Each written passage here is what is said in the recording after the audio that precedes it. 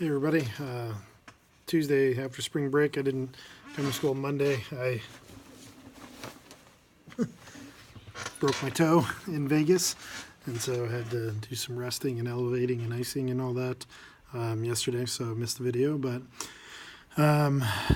yeah, so I did end up, though, our school district hosted Robin DiAngelo, who is the college professor, former college professor, who coined the phrase white fragility, and she came to talk about whiteness and kind of seeing the water of racism in our nation, and did a pretty great job of going through those different principles. And I've seen the workshop that she's done before.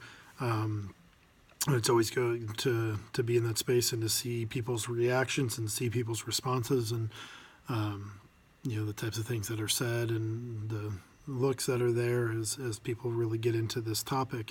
But she said there's a couple of things that I thought were new that I thought was really powerful. One of them is she got to towards the end, and she said that after these lectures or workshops, a lot of people come up to her and say, okay, like, I see all this, that racism is systemic and that it's real and that it's a problem, but what do I do? And I was really intrigued when she got to that point, because I get asked that question a lot as well, as, okay, so this is all a problem. What do I do as a white person? And I mean, I have entire workshops that help people realize that. And she had a list of things to do. But she had a rhetorical question that I think might maybe catch people off guard and might be very blunt. But I really liked it. And it said, specifically, like in a room full of educators, she said, what has allowed you to become a professional, educated adult and not know what to do about racism? Right? We have grown up in these systems. We've seen these systems. How do we not know how to fix them? How to dismantle white supremacy? How to get rid of the disparities that exist?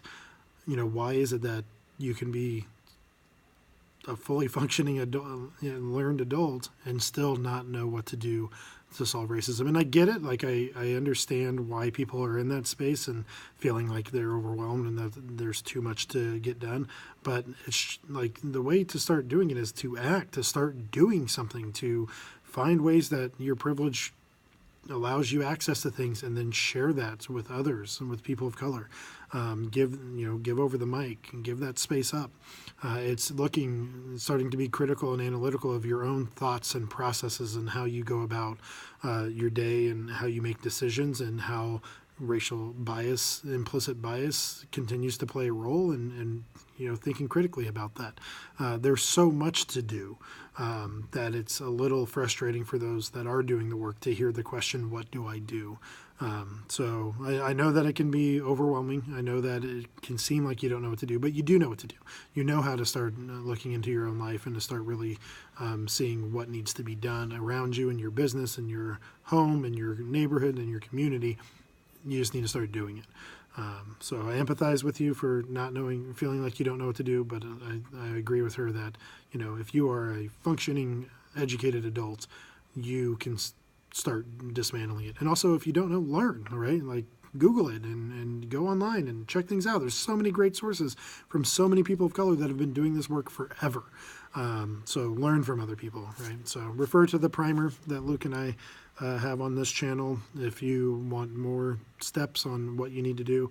But it should be pretty self-explanatory, and you should be able to start this journey and to exponentially increase your steps on this journey as you progress. So thanks. We'll see you tomorrow.